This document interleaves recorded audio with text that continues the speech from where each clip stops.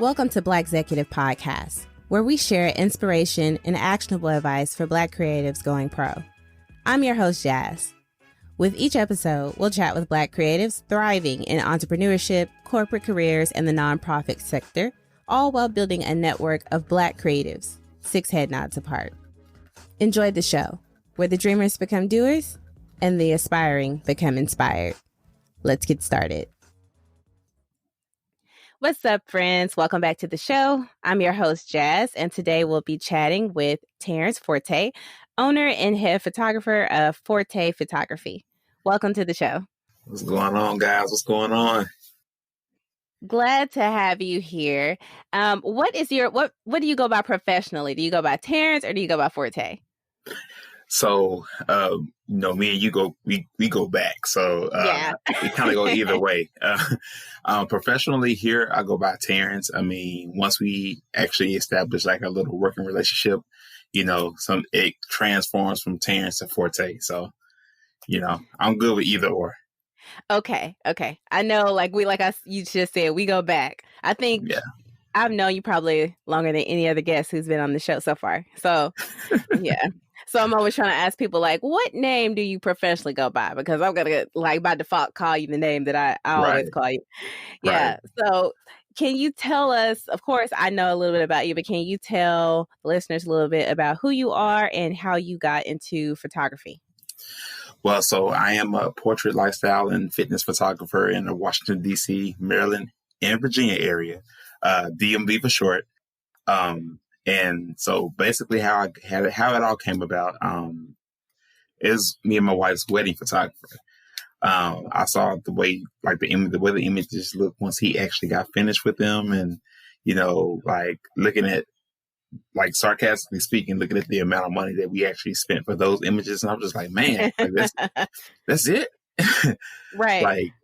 That's and he did that, and we paid that much. I mean, it wasn't even just about the money, just like the whole creative side, what he was actually doing behind the scenes. It kind of had me intrigued and wanted to learn more about it. So, shortly after I moved up into the DC area, I don't know, I think I was on Instagram and I saw someone, a photographer that he's from Arkansas as well. I saw his work. I said, oh man, that's super dope, man. I want to learn how to do that.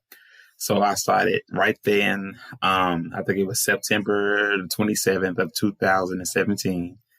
I went and started pricing cameras and bought my first camera, and I just started I was shooting everything, any and everything. I would go outside, I would shoot cars, I would shoot bugs, I would shoot different types of things. And, I got my first client maybe a week after that. It was, I think he paid me $40 or $50. He just needed some shots because he was a rapper here in the area. And he just needed some images, of his live concert or whatever. So I said, okay, cool, no biggie. And I was excited. It didn't even matter to me about how much he was actually paying me. It was just a matter of, oh wow, I got a client already, Right. So, that's kind of how it all came about. I started with watching someone else and kind of got into it. Okay. So you initially just kind of started shooting anything to practice, and then you, shot at, I'm assuming, his event, and then you just started working with models after that? Yeah, so it started off, like I said, shooting any and everything, as you would say, practice. Even when I was shooting him, it was still practice for me, because shooting people and shooting objects is two totally different things. But it started from me just shooting any and everything to shooting people to, I think I wanted to get more into retouching and editing. I was seeing different people and their images. It's like they transform their images. It's like they look one way, and then it's like how did he get this, or how did she get that from this? I'm man, how can I do that? This is dope. So, I started, countless hours of, YouTube and, researching this and researching that and how-tos and stuff like that. And just trying to, in a way, master the art. And once I actually started like working more of my editing and retouching skills, I started to actually reach out to like different people to collaborate, just to kind of hone in on my skills to make them better. And after a while, I kind of like started to catch on to certain things, and we here. Now you're here. Yeah, even now, even today, I'm still learning. So, I mean, I learn something new with photography, whether it's shooting, whether it's editing, retouching, whether it's networking. I'm learning something new on a day-to-day basis. So you can definitely tell, and he's being modest right now, y'all, because his work is super dope. And I'm definitely we're gonna plug that content at the end of the show so y'all can check it out for yourselves. But you have that's one of the reasons why I really wanted you on the show, because you have just made so much progress in such a short period of time. And but coming from where we come from, like photographers are a dime a dozen. Everybody with a camera phone thinks they're a photographer, but few people actually pick it up and do it very well. And you could tell that they really invest time and energy into their art, and they, work on their craft, and they watch videos, they study, they read books. And I can tell that you're one of those people because you see it in your work. Thank you. I really appreciate it. Yeah. So, as far as like booking and collaborating, how do you go about, like, let's just think back to like your early days when you were getting started. How did you go about starting to reach out to book and collaborate with models for your shoot? Like, what characteristics did you look for when you started to collaborate with people? The first thing is first, when I'm actually searching for the different people to look for, Instagram is like a real big tool. Like I feel like it helps a lot of people out as far as a network to build their portfolio or to get more clients, to build their brand. And so originally with me, like I said, when I moved to the DC area, I didn't know anybody. So I use hashtags. So I would go under like DC models or Maryland models or DMV models, and I would look at different models. Okay, she models or he models or whatever the case may be. And so trying to get my name out there, I actually reached out to them via direct message and just like told them who I was, what I was doing, if they were willing to actually work with me to help me build my portfolio, as well as like help me build my skills, like my skill set, my skill level. And some of them, they didn't write back, but then there were a few that I'm actually still real close to today that actually, gave me a shot, let me shoot them. And, it just kind of like I said, it just went from there, from actually reaching out to people to now I have people reaching out to me on a daily, whether it be from photography work. And I just actually recently started to do like courses in class, teach photography, to teach people how to edit and stuff like that as well. So I just had 2 people reach out to me as far as those services go, just to kind of learn. They're new to photography. And even though, like I said earlier, even though that I'm actually still learning, like to this day, I feel that I have a lot of knowledge behind me to help someone that had the same issues as me getting into photography. So yes.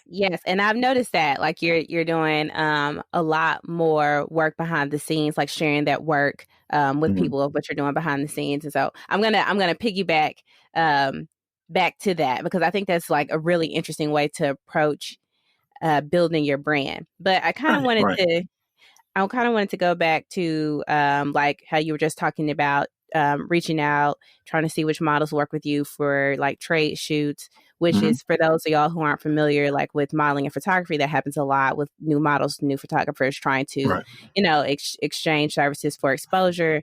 So now that you're a little bit more established, what's your balance more between free work and pay work? Because like I said earlier, your work is super dope now. You can charge top tier prices. People want to work with you. So how do you judge that now? Like when you're like, okay, this is someone I want to work with. This is not a huge opportunity for me, versus like when I need to seek payment for my work. Right. So it's a lot of different things for me that plays into that. I have a saying for myself that my paid work pays for my collaborative work.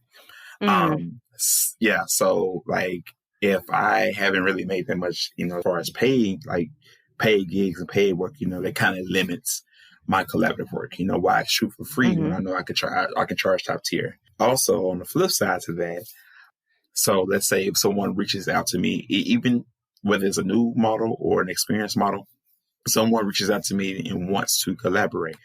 Well, if I'm open to it, depending on the concept, if I feel like that it's going to actually, the better way to put that is I will collaborate. I don't mind collaborating if it's going to benefit the both of us. You know what I'm saying? Like I feel like I've made it to that point to where, I'm not shooting just to have content. I'm shooting for a purpose. Right. I'm working with you for a purpose. So when you shoot with me, like I know I have a lot to offer. I know that my images are going to be relatively like good. They're going to be great when you get them. But, not to sound selfish or anything, but like, what is it? What's in it for me? So that's the mindset that I go into, like when I'm doing a collaborative shoot. Like, okay, so what am I getting out of it? Is the concept, like, is it going to like be dope? Is it going to be good? Does it have the possibility to be published in a magazine? If it meets that criteria, if it meets all the qualifications, then hey, let's do it. Let's lock in a date and let's get it. Let's drop this fire. Yeah, I feel that. I don't think it's selfish at all. I think like it's business, right? And this is a business podcast, so it's like you have to get your money. You can only do so much, to help people for exposure, especially if it's not mutually beneficial to you. One thing I really like that you said is basically like knowing your value and knowing what you have to offer, and I think that is so important as a creative, because a lot of times, just like you said, you get started because you're like, that's interesting. I might want to try that. And you love what you do so much and you just want to do it. But you have to like monetize it for it to be sustainable, right? And that's how you get to the point where you can do what you love for a living. But if you never take that step to monetize it, then you'll never get there. So I'm really glad you dropped that gem about like knowing your value, because I'm sure there are a lot of aspiring photographers who are listening to this who will, not know when is that line, like when should I start charging for my work? Right. I mean, and also to add to that, to charge your worth, don't charge less than your competitor just so you can get that client. If you know that you have good quality work, if you know that you're going to put your all into it, because your work is going to speak for itself, when they see it. So charge your worth, don't go by yourself just to get a client, just to solidify a client, get your money by all means. So. Yeah, definitely. So, okay, so now we're at the point you've landed someone that you want to collab with, or they're a paying client, and you're getting ready to prepare for a shoot. What does that look like?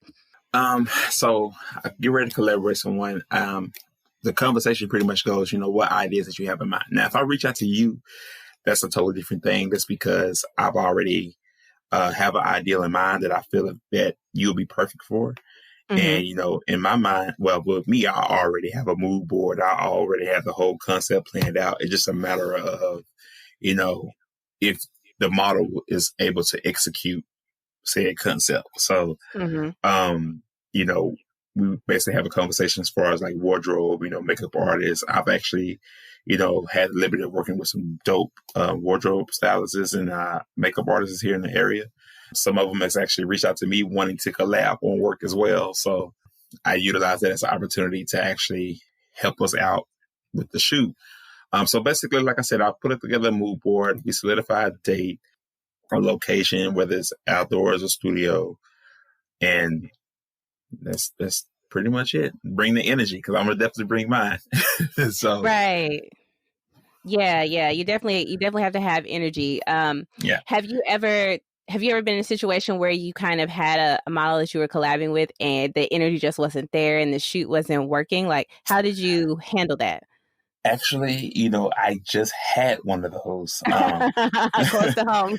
Close to home, and it'll happen quite frequently. It's not going to be like a 1 or 2 time thing. Like deal. I mean, there are going to be situations where in your mind, okay, I have it. I imagine it this way, and not saying that the model didn't either. But then it's like when they get to the shoot, nah, this is not really working out the way I thought it was going to work out. So, I always have a mood board. It's like a particular mood board that I set aside just for like a rainy day. And then I kind of piggyback onto that actual mood board. So like if I say my actual concept is not working as far as like the pose is, or like the model doesn't have the energy that I was looking for, I tend to always have like a mood board or a set of poses, cliche poses, I like to call them, that pretty much, simple poses. I mean, you can do them in your sleep. I also have like, there are times like collaborative shoots, I actually, have the model bring a second outfit just in case, because whether we can use that to get more content or just to actually have a backup plan just in case the first concept didn't work out the way we wanted to do. So, but speaking on the recent one that I just did, because I actually brought it up, it just didn't work out the way I thought it was. And it wasn't so much of, it was me, it was that, I feel like the model could have been a little bit better, could have brought more to the actual shoot than what she did, as far as like energy wise, making sure that you are put together, making sure everything with you is good before you go into the shoot. Because, if I'm sitting here and I'm preparing a day and two in advance, and I get there and you basically waited till the day of to get everything in order, it's not going to work out. It's just not. Yeah. So. Yeah. And it shows. it definitely shows. I can't tell you how many images that has not seen the light of day on my end, because man, like, no, like I said, man, like I can't do it. Just can't do it. Yeah, I understand it. Like you have a quality that you have to abide by for your product. And at this point, from what you've reached, like you can't put out subpar work. It's just not going to work for your brand. And I think you've done a really great job of establishing this brand, of having this top tier photography. Like I said, I told you off call before about like my coworkers. I was like showing them some of your work, and they're like, "This dude is super dope." Like they were just so impressed, and they're like designers. They're like, "Man, why is he not like blown up already?" So yeah, I totally understand that. Now I will say this, and you're like the second person that's actually heard this. So in the next few weeks, I'm actually going to be doing this full time. So congrats! I love to hear that. I'm so excited about that for you. I'm taking that leap. Taking that leap and just doing it. And it all came back down to, I've had people, even you, like my wife, I have, friends that tell me all the time, man, like, you can do it. I believe in you. You can do it. But it wasn't just so much of them actually telling me, it's me believing in myself, if I can actually do it, So I went to work. And I think everybody has that day where it just hits them, like you be at your 9 to 5 and it's like, this is not it. I'm over it. I'm done. Right. And so, after, cause I was kind of like during the whole, the height of the pandemic, I was furloughed from work and I was booking, I thought that my photography business was going to take a hit as well, but it actually flourished a little bit more than what it did. Wow, while I was that's actually furloughed. Yeah, and it kind of shocked me, but I'm not gonna complain, Yeah. So I'm not gonna complain at all. So seeing how I was actually booking clients and I was actually working and stuff at the height of the actual pandemic, and then got back to work, and I'm just like, oh no, like this job is in the way, and so. At first, originally, I didn't mind it because the job was actually pretty fun. But, a lot of companies are changing due to the pandemic. So, since I've been back, it was just like, I'm over it. I'm done. Like, it's just, I'm over and done. And then one day, I think I had to turn away like 2 clients because of my work schedule. And I was just that's like, it. Yeah, I said, yeah, this is it. I'm done. It went from over it to being done. And I said, yeah, I'm going to set myself a goal. And my goal was, even though I know October hasn't made it here yet, let me see if I can start booking clients for October. And this is over 2 to 3 day time span. I told myself I'm going to book 5 clients. If I book 5 clients, I'm putting in my 2 weeks notice. In 2 days, I booked those 5 clients, and I said I'm putting in my 2 weeks notice mid-September. Look, when you're ready, when something is ready and it's there and it's for you, it's for you. It's Right. time. So I was like, yeah. So like everybody was saying, what they were saying was 100% right. They were 100% accurate. Like, yeah, I had to believe in myself first before I actually made the jump. Because, I've been down this path before where I try to do the whole entrepreneurship, be an entrepreneur, and on my build my brand and my business. But I did it early on. I wasn't as experienced, and I plummeted. I failed miserably. Like I failed. Like if I could put emphasis on failed, I'll do it. I failed horribly. And so I ended up going back to work. I didn't want to, but I did. Went back to work. They gave me a couple of years to build myself up, and I'm here. I'm ready to do it again with the experience under my belt that I have. And I feel like that I would do pretty good. I know that I do pretty good. So yeah. I'm glad that you shared that you tried it before and you failed, and you just had to go back and reset, and now you're trying it again, and now you're in a better position. And that's so important, because especially you hear about a lot of these stories from entrepreneurs, and they're like, I quit my job and now I make $1 million. And it's like, wait a minute.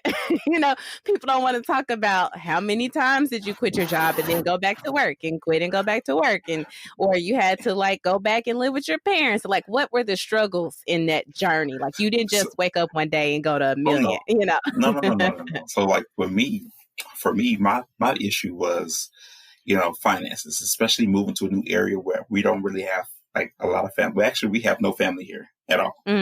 So, it was just me and my wife. And, when I went through it the first time, and she kind of took on the responsibility of the bills while I was trying to get build myself back up, they took a toll on the both of us. So, when I finally got back to work, and see the issue that I was actually having as far as taking that leap of faith a little earlier was that I didn't want to go back into that. I was kind of scared because of what happened the first time. That's real. And so I was just like, man, and then I had to remind myself, like I just said, that I'm a little bit better than what I was. The first time I tried to do it without having the experience that I have now, and I failed. Nobody knew me. I just started my Instagram page. Nobody knew me. I had no clients. I didn't know anybody. How did I expect myself to actually succeed?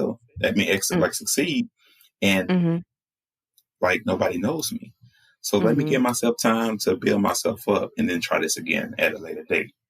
And here I am. That so much respect for you for sharing that, for real, because I know somebody needs to hear that. For real, and that's what this show is about, the real story, not that mess that people try to promote. This is real. This is real life. Sometimes and your finances are super important. People try to sleep on that. I have to be able to pay my bills. I have to be able to pay my family's bills. We got to eat, and we have to have a decent quality of life. It's more than just being able to pay bills. You want to be able to enjoy life. You don't want to just live to pay bills, Exactly. And so do realize that you are going to put in more hours than you would have if you actually worked a 9 to 5. Right. A 9 to 5 is guaranteed money. That's guaranteed money you're going to get, whether you go, if you come to work every day and show up on time and stuff like that. But actually having your business, your business is solely dependent on how well you network and how well you market yourself. So you're going to have to put in triple overtime, because it's not going to be easy. Yeah. And that's real too. It's definitely not going to be a 9 to 5. It's not, if you like to work 8 hours and go home and, not have anything to do but watch TV, it's not the role for you. Right. Because you're going to have to work. And so and then it's even worse when you're trying to build a business while you actually have a 9 to 5. So basically all the free time that you will have after you get off of work is going into your business. So it's going to be rough. Don't get me wrong. It's going to be rough. I'm going through that process right now as we're doing this podcast. It's hard. I'm drained. I'm tired now. So, it's going to be rough, but I feel, and I know that it's going to be very rewarding afterwards. Later on down the line, it's going to be, okay, it was all worth it. I did the right thing. I made the right decision. Yeah. Yeah, for sure. I can tell. And that, like, this is the beginning and you're about to do some big things just because of the things that I've seen you do with, like you just said earlier, starting to put out content for photographers who are trying to get where you are. And I know Mm-hmm. there are so many people who can benefit from that. And that's a great way to really grow your personal brand. So that's kind of what I want to pivot into. How have you been managing growing your personal brand, and what type of growth have you been seeing from trying different strategies? That's okay. For starters, it's basically having a niche, find Mhm. something like at the beginning, yeah, shooting any and everything is good just to kind of learn. But after a while, what is your niche? What are you going to specialize in? Like Mhm. what's going to separate you from the rest of everybody else? You know, so with me, yeah, I started off just being a photographer and wanted to shoot models, just like pretty much anybody else. But after a while, it kind of got boring. I said, okay, well, what I want to be a creative, Yeah. I want to be this person that goes in. He not only takes an image, but he transforms the image. He makes it his own unique image. Like Mhm. my wife says this all the time. When she sees an image, like she knows my work from a mile away. Like Yes. she could be scrolling on Instagram and like, oh, my babe shot that. He shot that. I already Yes. know. If I even see the tag, I know who it is. And so that's what I'm talking about. Like, make it building up something, putting something out there and making it your own. Mhm. And then also, I wanted to get out of the habit of just being a photographer, and I wanted to be a creative, and I wanted to find Mhm. different ways that I can be creative. So, one was actually sharing the behind the scenes, as you stated earlier, the behind the scenes like videos, or even as far as my camera settings. Like on a lot of my images, I actually shared the settings that I actually had Mhm. that I use for the image to take the actual image. And I wanted to like basically set myself different. I ask myself all the time, what am I doing differently that no one else is doing? What can I do differently that nobody else is doing? Mhm.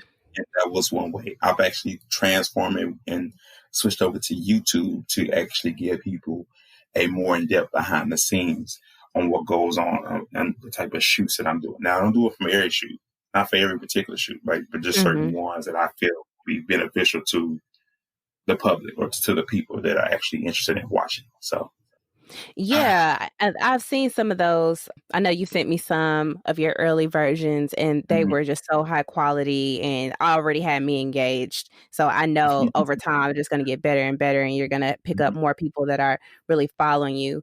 Knowing that you spend a lot of time editing your work to make sure that you have this very distinct Mhm. image. And I agree with your wife. I when I'm scrolling IG, I can see it too. I'm like, yep, I know whose that is. Yep, because you have this very distinct style about your work. So, how would you say about how much time would you compare that you spend editing versus actually taking time to do the shoot?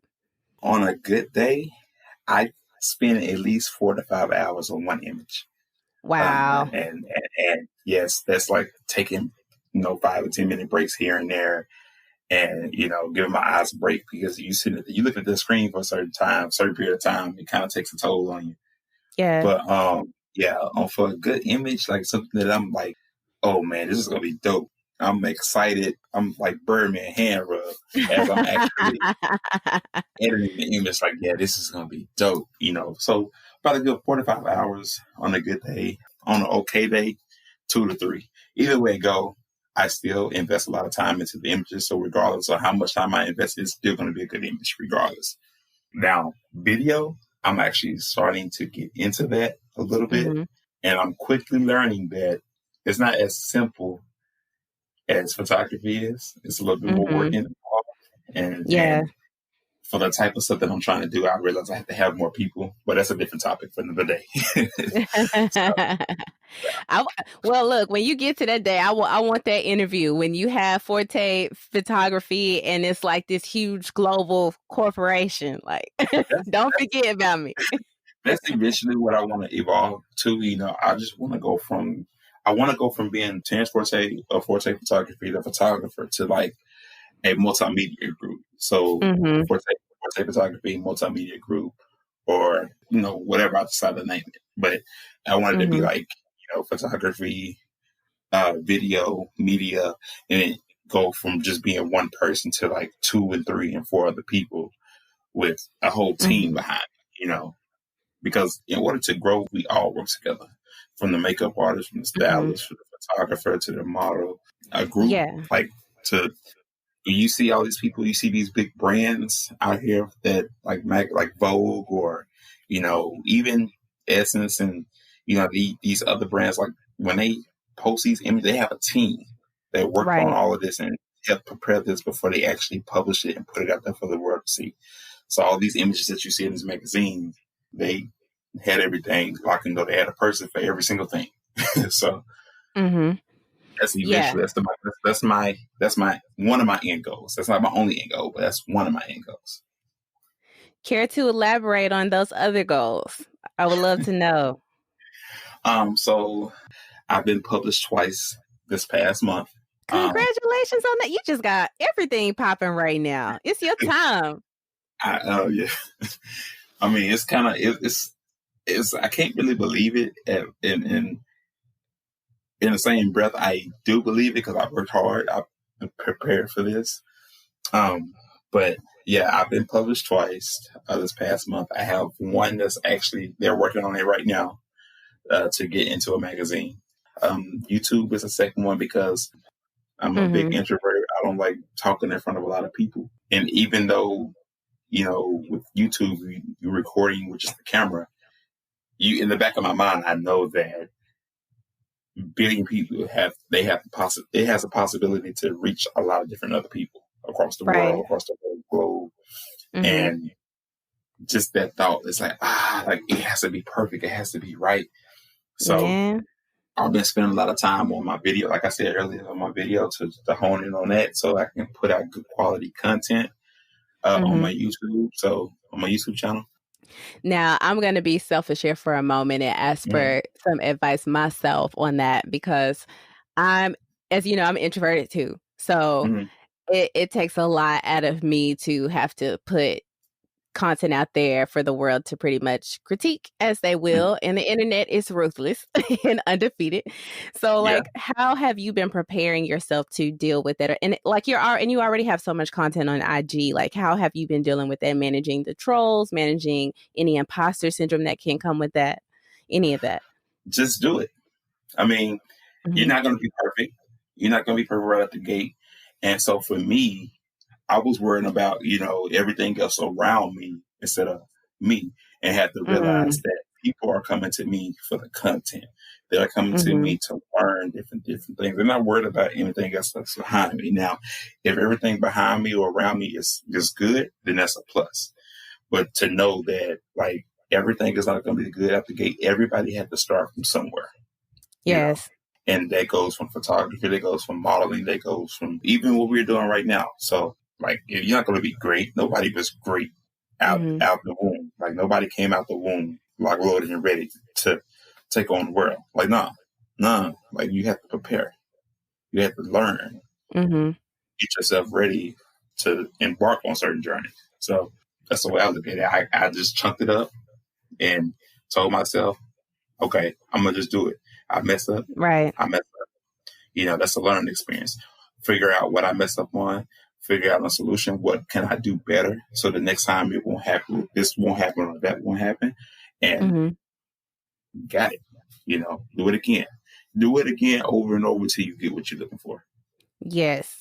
Yes. I love that mentality. I am so a perfectionist. I am to the point, one of my earlier guests on the show said, analysis paralysis. You can get stuck in it if you don't do it. I say, if that's not the most accurate description for my life. So yeah. That just get it done. It's not going to be perfect, but just put it out there and keep going. It's like, so for me, it's like photography boot camp. That's what I like to call it. Photography boot camp. Because I will work on an image for 3-4 hours, right? 3-4 hours. If something don't come out right, and it could be the smallest thing, I would scrap the whole entire image and start over.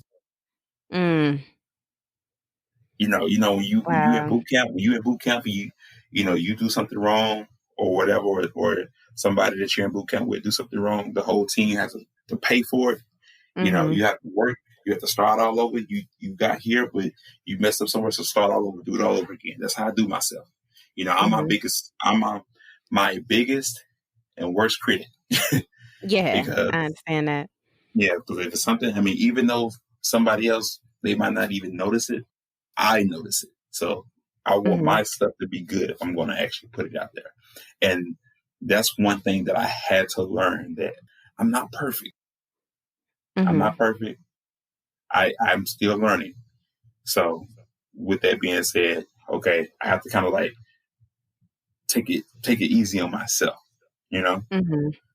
and realize those things. So thinking about that, like in knowing you're not perfect, but you definitely have come a long way.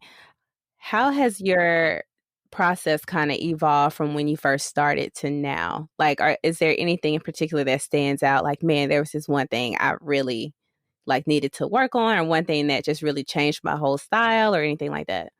it was two things in particular. And one of them is just overall editing and retouching skin. I will admit I was one of those people that blurred the mess out of the skin, thinking that it was actually retouching and had you walking around here look like a porcelain doll, Yeah. Yeah. So I was one of those people, and that goes into like me staying up countless hours at night watching YouTube videos or not even YouTube videos, watching from other photographers. They had tutorials out there as well, and that goes without saying, invested in yourself to actually, if you want to be better, sometimes you're going to spend some money. Everything is not going to be given to you for free. So invest into yourself, invest in your craft. But yeah, spend time, like countless hours. Like I can't even tell you how many times that I've gotten off of work at 9:00 at night and was up 2:00 in the morning trying to learn how to just retouch skin the right way. And so over a couple of months, I would take an image that I already took months ago and just practice on it. Okay, they messed up on this. Okay, do it again. Practice on it. And to eventually I got it to the way that I felt that it was actually good for everyone else to see. Another one is basically using lighting outdoors. We call it off-camera flash. And that's basically the ability to actually use flash outdoors. And that took a lot to learn on my end, because learning, I didn't know where the light should be or what power the light should be. So again, spend more time on YouTube, more time watching tutorials and learning from everybody else, attending classes for this stuff, just to actually learn one part that I was looking for, or multiple. So and even to this day, like I said, I'm still learning.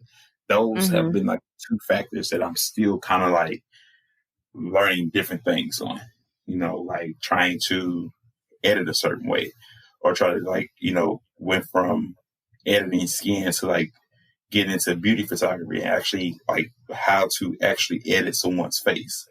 So yeah, it's it's tricky, but like I said, once you get it, you get it.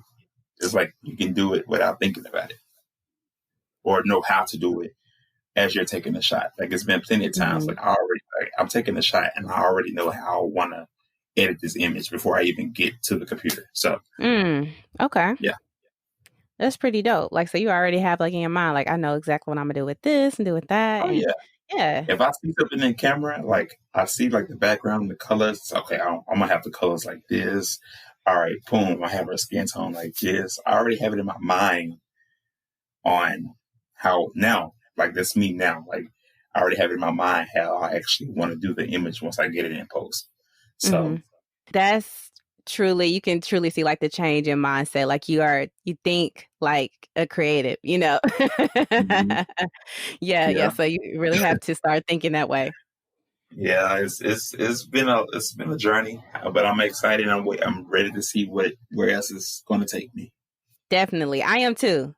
I feel like I've just been watching this and I'm just like, oh man, you just got so dope overnight, and it's just crazy. It blows my mind. I feel like, maybe that's kind of like, overly exaggerating overnight. Maybe a few years in there, but Uh, I guess I'm comparing you to other photographers that I've seen, and they're still doing the same quality work they were doing 2 years, 2 right. years ago. Well, it's a matter of, what do you want to just continue to do this as a hobby, or do Mm-hmm. you want to actually turn this into a business? And I'm not saying Mm. to say that it's always about money, because don't get me wrong, I have fun. I have fun doing this. Like Yes. literally, this past weekend, I was out in the sun. I had 2 or 3 clients. I was out in the sun. I was sweating bullets. You could have thought somebody poured a bucket of water on me. That's how wet I was. But when I'm in that element, I'm not even thinking about being hot. Mm-hmm. I didn't realize I was thirsty until after the shoot. Do you want? Is this something that you really care about? Are you passionate about this, Mm-hmm. or is this just a hobby? Because if it's just a hobby, you're not going to really invest and put that much time and effort and energy Right. into it. But if it's something that you really care about, it's your baby. Mm-hmm. This is your baby. It's something that you nursed from when it was small till it got big. So, Mm-hmm. you had to look at it that way. Like, oh, I want this to this has the possibility to take me where I'm really trying to go. Let me see what can I do to go from here to here. All right, so I'm here. What else can I do to go from here to there? Okay, Mm-hmm. I'm there now. I'm there now. All right, now I'm trying to go up there. Okay, what do I need to do? Or who do I need to get in contact with? Or, what steps are to take to get up there? And if you really want to, you'll do it. You'll get there. You'll find a Yes. way to get Yes. Yes. That is definitely for sure. Like if you have a goal set, you will get where you need to go. there. Mm-hmm. Um, one thing I wanted to ask, I know that you work with a diverse set of models, but you do work with a lot of Black models. Mm-hmm. How do you feel like that work impacts the Black community, like working in shooting Black images and Black bodies? Well, I myself, and I'm pretty sure you as being a Black woman, you probably saw this as well.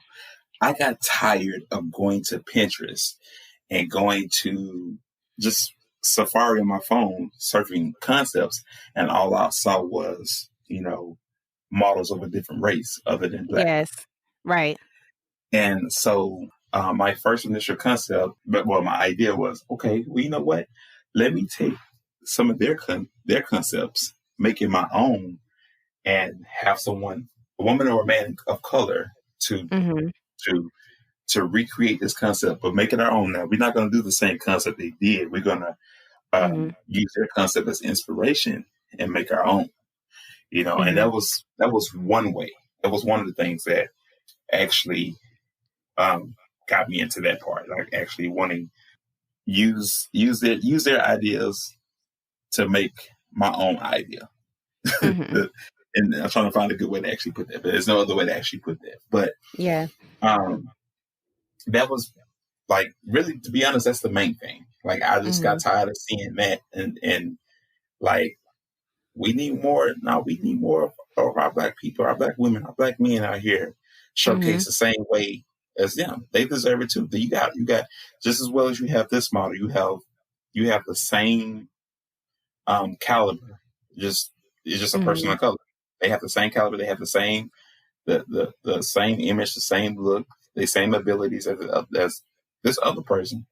Mm-hmm. Why not use them? So I use my platform as a way to actually showcase our Black people, whether it's men and women. However, although it might be me more women on my page than men, I do Mm-hmm. both men and women. But Mm-hmm. that was like that was a pet peeve of mine, and I wanted to change that, or try to attempt to Mm-hmm. change that. So Yes. And I love that you said that. Like, you took something that was a pet peeve and you said, I'm going to do something about it. Like, I'm not just mhm. going to continue to complain about it. And I know that happens a lot. We feel like we're not represented in certain spaces and we just talk about it. but Right. who is doing it? Like who is going about the work that needs to get done to make sure that we are represented in these spaces? And I feel that that is so important. It's one of the key parts of this show, of this podcast, is making sure that we are represented in fields and that we know that we are in those fields and that we can add more of us to those fields too. Oh yeah. And so the second part, and this has to deal with colorism. So I noticed that, like, in the modeling industry, more of the lighter complexion models, they get more of the bigger deals, and they get a little bit more than the darker complexion models.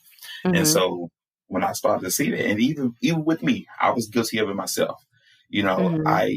I reached out more to, like, I was for some reason more drawn to reach out more to the lighter complexion models or the lighter brown, and then, like, wait a minute, we're all the same. We're all people of color. They're different complexions. So let me go ahead. Let me see what I can do to switch it up some. And I started working and collaborating with different different complexions of the same. There's people of color, but like darker skin women, brown skin women, light skin women, and so I can have a variety of different. Like, I don't want people to. I didn't want to be looked at as he only mess with light skin models, or he only mess with brown skin models, because believe it or not, people look at that. People look at that. Yeah, they do.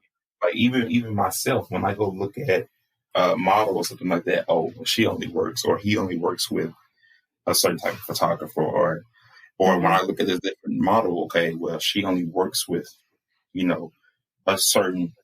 I hate to bring race into it, but it's like a certain, they don't work with white photographers, or whatever the case is. So, I mean, I try to be as diverse as possible. Yeah. Trying. So. Yeah, I can see it. You can see it on your work that you do have like a diverse group of models that you work with, but you do work with a lot of predominantly Black models, and I think it's dope. I love it. I love it to death, because you just, like you said, everything that you see where we're not represented, and then when we are represented, it's lighter complexion Black women, or white passing Black women, or Black women with hair type that is not 4C, so. Right. And it's important that we have that representation, not just of Black women that are passable to the masses, air quotes when I'm saying that, but all Black women and Black men too. So, and I think it's so important to have that work. And I know, like, I know that it takes a lot to recognize your own biases. Like you said, you even realizing yourself, and you had to say, like, let me check my subconscious and because why I'm doing this. Because my wife, she brought it to my attention, and I didn't think about it, and we kind of had a bit of a dispute about it. And then I'm like, no, I mean, the way I looked at it while we were having a dispute, it was more so, we're all Black. I don't see what the big deal is, until I finally came down off of that, and I looked at my social media. I was like, you know what, she kind of has a point, so.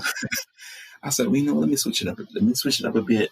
Let me figure it out. Go back to the drawing board and come up with a solution so I can execute it. So, yeah. And I think it's important to note here, for the listeners who don't know, Terrance has a beautiful brown skinned wife. So it's not like you're married to like a high yellow woman, Right. So, and this I think that's really interesting that, even though you have a brown skinned wife, so clearly you appreciate the beauty of brown skinned Black women. You were still leaning towards those. I appreciate all Black women. Yes. So, but my wife especially, so I definitely, That's so dope. That tip for listeners about checking your own biases and things like that. So, like, I'm always open to have a good dialogue about colorism in our community and how it permeates in different ways that we don't even realize sometimes, and just being open to take some time to self-reflect and check your own biases and check your subconscious, right. Yes, for sure. So as we get ready to wrap up, What advice do you have? Like, you've already dropped a million gems for people already, but what advice specifically would you have for creatives looking to enter the world of photography, or just, media period, as you're like moving into video and now you're starting to teach more of your skills? What advice would you drop for them? Just get out there and do it, regardless if people tell you that you can't do it, regardless if people are seeing your work, if you get noticed or not, regardless of if you feel as if you are not at the point that you need to be. Continue to do it. Continue to grind. Continue to promote your work. If don't nobody else do it, at least you can say, I'm promoting my work.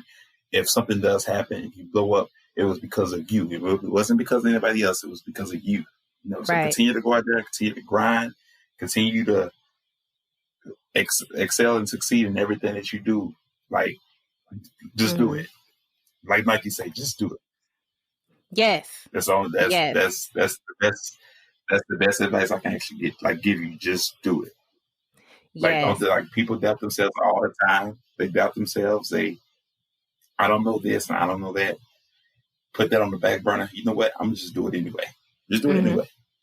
Yes. So. And I heard a gem to like piggyback off of that before we wrap up, listening to another podcast, and it was about like getting your show out there and whatnot. And one thing that was stated was, how would you feel if while you were waiting and perfecting whatever you were working on, someone else came out with the exact same thing, the exact same concept?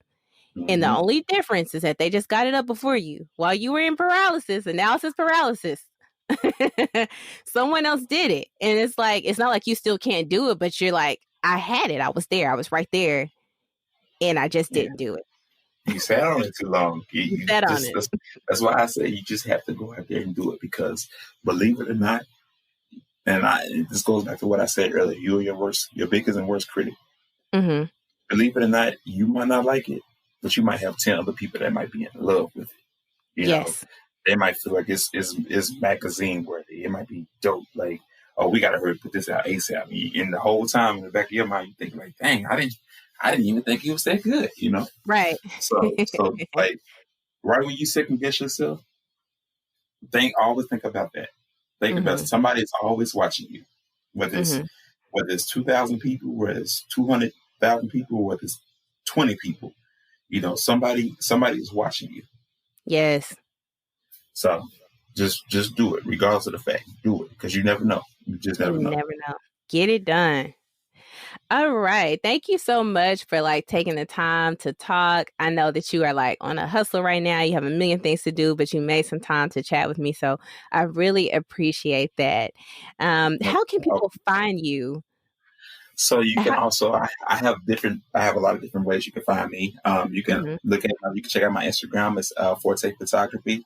It's FORTE .FITGRAPHY. Email is forte.photography@gmail.com. Spelled the same exact way. Yeah, that's it. Find him, and really, y'all, go check out his work. When I say, I know I hype people up when they visit the show, because I just love all y'all. All of my guests, y'all are great. And that's the reason why I'm on the show, is because I just think your work is so awesome. And I want to share like your stories and your tips with people, because I feel like people will be inspired. But like, your work really is dope. I'm so proud of like the journey, just knowing like where we were in high school and where you are now, and your work, and how you've really just found something that is your niche, and you're running with it. High school. You bring back up high school. We've been doing it. Like, I thought about that when you first brought it up at the beginning of the podcast. It's like, we've been knowing each other since 2004, 2005. So it's like, that's a long time. We go back like what's the saying? Like four flats on a Cadillac. Like, right. That's a while. Yeah. Yes, we have known each other for a while. So I've been following this path that you've been on the past few years, and you have just like taken off, and everything you do is just popping. Your wife and her work has been popping, and that's a whole nother conversation we're gonna have off air. But thanks again for coming on the show. No problem at all, my pleasure. I'm grateful to be on the show. Y'all, I know y'all had to have gotten some key things from that conversation? I know I did. As usual, I'm going to hit you with 5 quick key takeaways from this conversation to get you out the door. Number 1, observe the hustle. From his wedding photography, seeing how that worked, to watching and observing the work created with non-Black models, Terrance observed and transformed the hustle and made it his own. Number 2, find a specialization and choose a niche in your field. When you're in a highly saturated field, you have to use all the tools you can to make sure that you stand out. That doesn't mean that don't get into the field. That means that you got to do it better. You got to be more creative and you got to go harder. Do you hear me? And on top of that, if you're in a highly saturated field, why not teach it? Teach your craft. Make a profit out of it. Number 3, make a conscious decision to go from hobbyist to professional. Then spend the time to grow your skills and become one. Period. Terrance talked about how he started off experimenting, practicing, and he realized this is what he wanted to do. So he invested in his craft. And that's what makes him stand out from some of these fly-by-night photographers. He decided consciously to make a decision to go from hobbyist to professional. Number 4, it's okay to fall down. Just get back up. Y'all with a Christian background, you may know that we fall down, but we get up. Yeah, I ain't gonna sing, but yeah, y'all get what I'm saying. So rinse and repeat, rinse and repeat. Do it again and again and again until you find what you're looking for. Fail fast, fail often, and move forward. And lastly, take the leap to go from freelance to full-time on your own. That is a decision that you have to make for yourself. No one else can make that decision for you. Terrance said that he had people telling him like, you could do this, but it wasn't until he realized like, hey, I can do this, that he felt comfortable enough to really do it. And once your freelance work starts to become more lucrative than your full-time job, and you're missing out on big clients and big paydays from your freelance work because of your full-time job that's not equaling that freelance work, it's time to leave. It's time to take that leap and step out on faith. And here's a bonus, which you'll notice is a pattern in a lot of the guests that we talk to, because they have that go-getter mentality. Just get it done. Get it done. No analysis paralysis. Do the work. It doesn't have to be perfect. It has to be done. Because if you can't get it done, if it's not out there, you're never going to improve, because no one's ever going to see it, hear it, watch it, whatever, consume it to provide feedback so that you can continue to work and perfect your craft. That's all I have for y'all today. Thanks for tuning in to another episode of Blackxecutive. I'm Jazz. Make sure that you go to blackxecutive.com and cop your exclusive Blackxecutive gear. Until next time, keep aspiring to inspire. Thanks for listening to another episode of Blackxecutive. If you enjoyed listening in on this convo, leave a review on Apple Podcasts or wherever you found us. Follow us on Facebook, Instagram, and Twitter at Blackxecutive. Have something to add to the conversation? Visit blackxecutive.com to leave feedback, and your thoughts could be featured on a later episode. While you're there, pick up your exclusive Blackxecutive gear and rep the culture. And spread the knowledge. If you know a Black creative trying to go pro, a corporate mogul looking to advance, or a cousin that's always hustling but never gets an idea going, drop them a link to the show. Until next time, keep aspiring to inspire.